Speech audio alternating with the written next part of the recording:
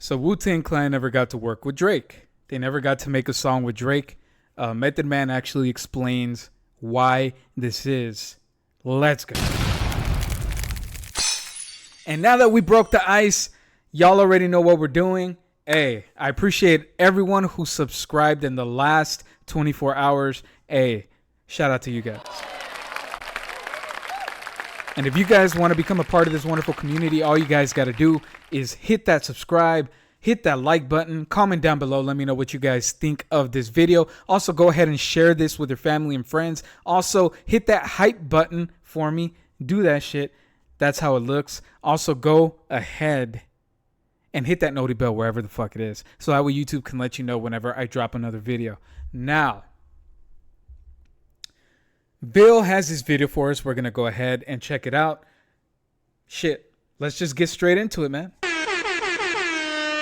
Bill, ya tu sabes. You already know, man. Let's fucking go. Let's go. I'm going to go on a whim here and say that a majority of Wu Tang Clan does not rock with Drake, at least artistically from what I'm seeing. But for the most part, it doesn't seem like a majority of the...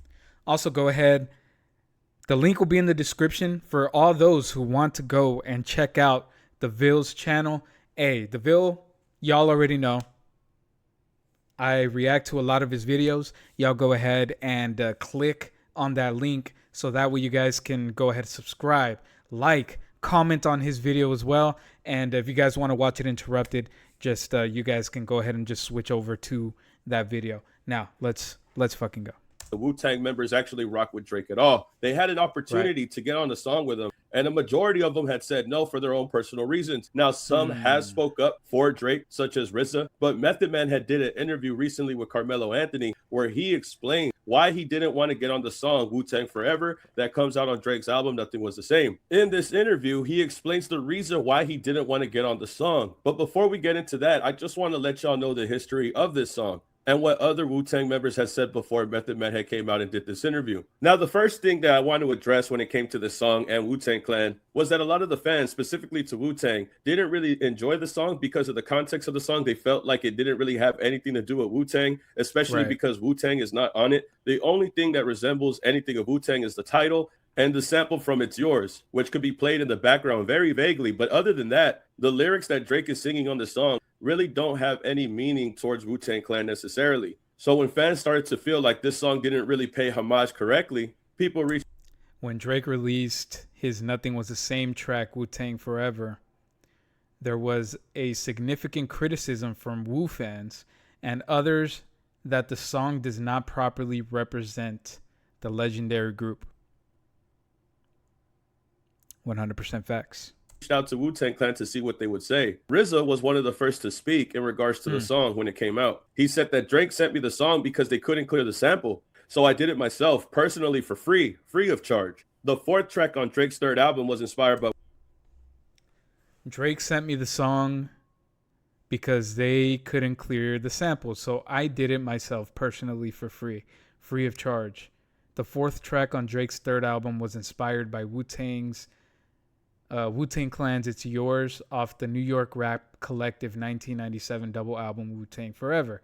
To me, that's what we meant when we said Wu-Tang is forever.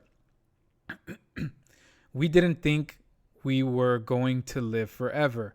We meant that the energy of what we do would spread on in culture generation by generation, added RZA. By Drake absorbing it and having that influence in his life and having it be part of him, it proves what I'm saying. Okay. I can see that viewpoint, I think. Wu-Tang Clan's It's Yours off the New York rap collective's 1997 double album Wu-Tang Forever. To me, that's what we meant when we said Wu-Tang is forever. We didn't think we were going to live forever. We meant that the energy of what we would do would spread on in the culture generation by generation, added RZA. By Drake absorbing it and having that influence in his life and having it to be a part of him, it proves what I'm saying. So essentially, this is the reason why Drake was able to sample It's Yours by Wu-Tang Clan. He got the blessing from RZA himself, the man that crafts the beats for Wu-Tang Clan. So he clears it for him, and it's really just for him to pay homage, for him to carry on the Wu-Tang Clan name. But I don't think that everybody was on the same page with this. Now, I do think that they were all fair and game about Drake using the sample, but when it came to them getting on the song, I think that's when they started to have their real issues. Some of the Hmm. Wu Tang Clan members started to have a little bit of pushback. There was reports that they were going to get on the remix, that they were going to get on the Wu Tang Forever remix after this song had dropped. And one of the first people to respond to this rumor was again RZA and U-God. It says, regardless of fans' reactions, reports began circulating that Wu Tang Clan members were actually ready to jump on the remix of the song. That collaboration never saw the light of day. RZA spoke with MTV to explain what happened to Drake's Wu Tang Forever remix, featuring everybody. A few brothers got on it. Some got on it and said, take my verse off, says RZA.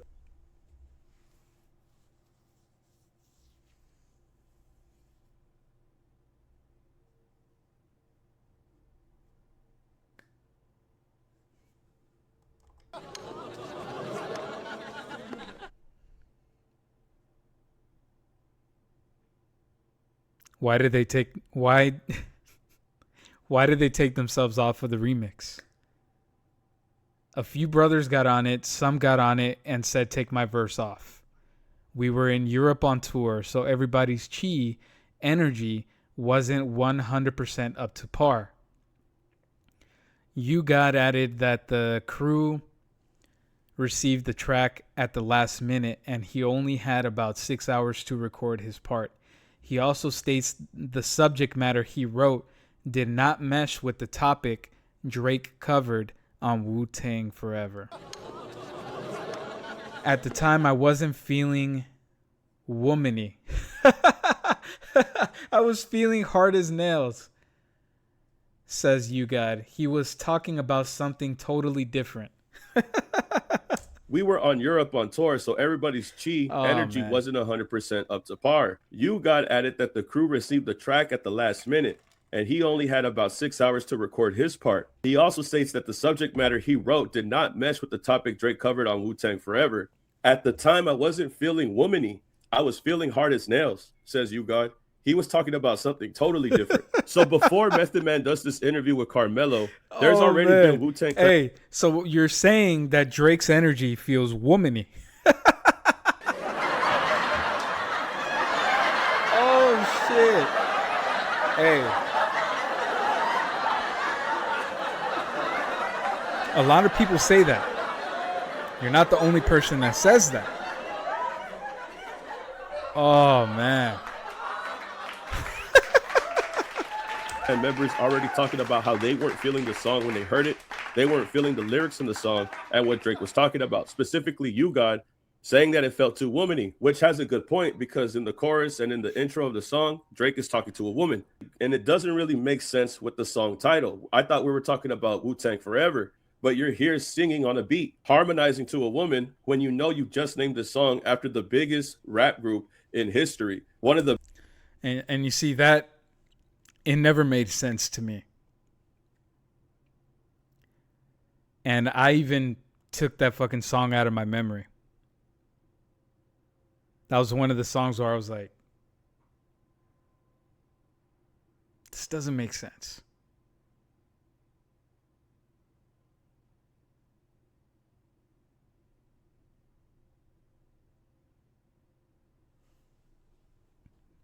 best lyrical rap groups that there ever was, that there ever will be, but you decide to sing an R&B type song dedicated to them, you could see why You God feels this way. You could see why RZA is saying that their chi and energy wasn't 100% up to par. And it's exactly what Method Man was saying. In this recent interview, he talks about writing a verse for the song, but had a change of heart halfway through. I like Drake. Yeah. You know, I like Drake. I think he's a dope artist. He puts out some great music, obviously, or else he wouldn't be as big as he is. Mm-hmm. But when he sent the record, we were overseas. He did send the record. And that's true. From the article that we just read, RZA said that they were in Europe on tour, and You God said they only had 6 hours to record their verses. Some brothers was trying to write to it and shit, and I'm sitting there and I'm like, I don't like it. Mm. I didn't like I was like, what does this have to do with Wu Tang Forever? And this is exactly what You God was saying in the interview also. He said it sound womany.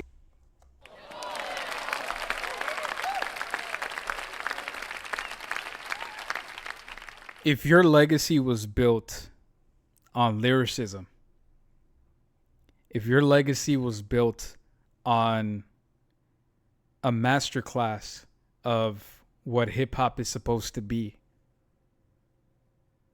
And somebody pays homage to you by not even doing what you guys do, which is rap, then why even use the name? What is the point of using Wu-Tang's name if you're not gonna rap? If you're not going to, like, what is the point of it? You're paying homage, right? Or did you just want the sample cleared and that's why you used Wu-Tang Forever? It just doesn't make sense. That's the only thing that I can think of, that why you would use that beat. You just wanted the beat to be cleared so you can use it and rap the way that you wanted to rap on it, or sing on it and not even pay homage to Wu Tang Clan. It had nothing to do with them. I feel like RZA was more than willing to clear the song for Drake, and it was most likely because he was going to pay homage to them. That was more so the intention coming from RZA. But looking back in context, it doesn't look like the song made sense to them. I'm not questioning his artistic ability or anything. I'm just saying, for my taste, I was more or less like, I'm not getting on that. Feels like a lot of artists at that, especially at that time, I wouldn't, turn down the opportunity to be on a record that big. Well, no one knew it was Or going to be artist that that big. big. You know, when you become jaded when you've been in the business for a Right. long time. So And it's funny that he says you become jaded, almost as if that they're getting bored. They've done this repetitively. They've always recorded with multiple artists, and this is just one of another things that is happening. They don't care if it's Drake or not. They've been asked to do songs with multiple people, hop on other songs, hop on other dedication tracks. To him, it's getting jaded. To him, it's getting boring. The lack of enthusiasm is really there for him, right? But it's funny that he says that, though, because there's another song that they got on that is called Wu Tang Forever, and it actually belongs. Nah, before we get to that, I'm gonna go back because I really do want to hear what you have to say. I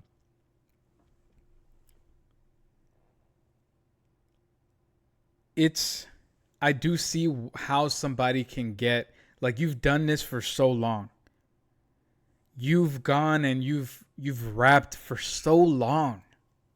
You've been in the game since the early 90s, late 80s, early 90s, and like you're tired of it. People are dedicating songs to you, and like all you guys can do is get on the track. But I could see how you could get tired of it. Especially like if you're not feeling it anymore. I see how you can just be tired of it. But yeah, I do want to hear what Vil has to say about that. So I did rewind it 5 seconds. So, because there's another song that they got on that is called Wu Tang Forever, and it actually belongs to Logic. This song right here, it has the same exact name. It's from Logic's project, Wu Tang Forever, featuring Jizza, Master Illa, You God, Capadonna, Inspector Deck, Method Man, RZA, Raekwon, Ghostface Killer, and Jackpot and Scotty Waddy. All of these guys hopped on this record. More than 8 people are on this record. Logic was able to have 8 members from Wu Tang Clan on his record. That is called Wu Tang Forever. The only difference is that this record actually caters to the Wu Tang style. The beat for this song does require lyricism. It's not catering to women. It's not something that is trying to pacify people. It's more so of a lyrical sparring when you hear this song. Everybody is giving it their all when it comes to lyrics. And I think that's more the lane that they were wanting. And I feel like this is what they were expecting when they were to do a song with Drake. And I think they were let down, in my opinion, right? I think that they were let down because we give the beat to him for free and he remixes it into something that doesn't even have anything to do with our brand, doesn't have anything to do with our style. And again, he says that he likes Drake, right? Method Man said that he has nothing against him. But we know that Method Man just doesn't want to say what he's trying to say. You're not ready to get into the booth with us. It doesn't matter how much money you have, how much you respect us, how much you want to pay homage for us. If you can't get in the booth and really try to spit with us, then we're not getting on a song with you. If the message isn't clear, we're not getting on a song with you. That's not just Drake. That's for anybody else. They respected Logic enough as an MC to do what he do. But they couldn't get behind Drake, even with all the fame, with all the popularity, with all the money. None of that matters because Wu-Tang cares about what they stand for and how others will look at their brand when they're all long and gone. And again, And that's facts. If you want to get in a booth with legends, you have to have you have to have some sort of a flow to basically rap on par with these legends. Especially if that's what they do. They're not going to come down to your level. You have to go up to their level. So that, I mean, it makes sense. It makes sense. I haven't heard a Drake rap song that made me, go, oh! I haven't heard anything like that.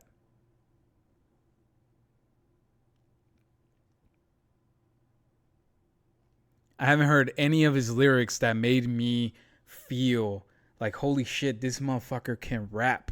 Holy shit, this dude can actually spit.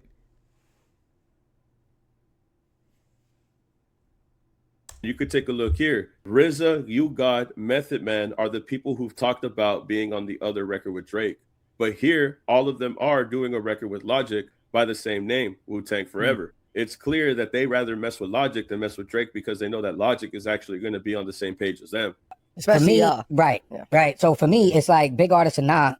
If I'm not feeling it, I'm just not Right. gonna do it. Okay. All right. That Right. makes a lot of sense. Yes, sir. And that's very well said. Very good way to finish it off. If I don't feel it, I'm not going to do it. And I understand that Method Man is not trying to be disrespectful, but from all the interviews that we gathered, from all the quotes that we gathered from other Wu-Tang members and what's played out after the release of the song, it's fair to say that they don't like the song at all. Again, You God saying that it sounds womany, and RZA saying that everybody wasn't up to par with it, and some even saying to take their verses off. Method Man Right. following up by saying that he was writing mid-verse and decided to change his mind and not do it. It all adds up. And if we're going based off a percentage, just like RZA, I want to say about 85 to 75% of Wu-Tang Clan is not rocking with Drake like that, at least on the lyrical level. I think they wanted him to pay homage because it's one of the biggest artists of the newest generation, paying respects to a group that will outlast the majority of people's careers, that will probably outlast Drake's career. You can let me know that in the comments. But Wu-Tang is forever, for sure. And Wu-Tang Clan is global. People in other countries rock with Wu-Tang Clan. Wu-Tang is for the children. You know what I'm saying? But it takes a different type of level of respect to get into the booth with them or to feature on the song with them. And that clearly shows by this story here. So I thought that was interesting. Always been a fan of Wu-Tang Clan, ODB, Method Man. I love all of their albums. I know I felt the same way when I heard Wu-Tang Forever. The first thought that you think is, what does this have to do with Wu-Tang at all? And I think that still stands with this interview right here. But y'all can tell me how you feel about this in the comments and get back to me, man. Like, comment, subscribe, and I'll see y'all in the next video, man. Peace. Keep it a legend. Yeah, keep it a legend.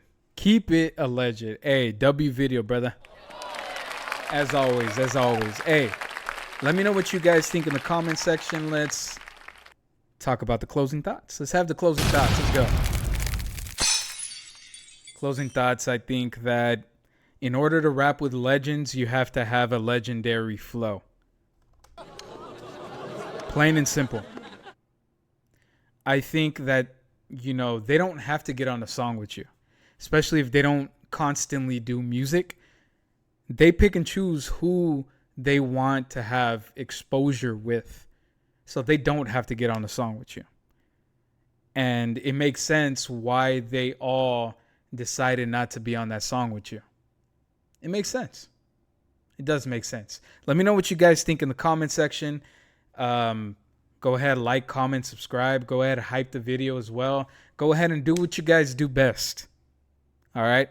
Also, hit that noti bell on your way out. This has been your boy Jtomreactions. I am out this bitch, ya tu sabes. You guys already know. Let's fucking go. Let's fucking go. Hey, Drake, if you want to be working with legendary people, work on the flow. Work on the lyrics. Work on everything. Just work on it. That's it. That's all I have to say.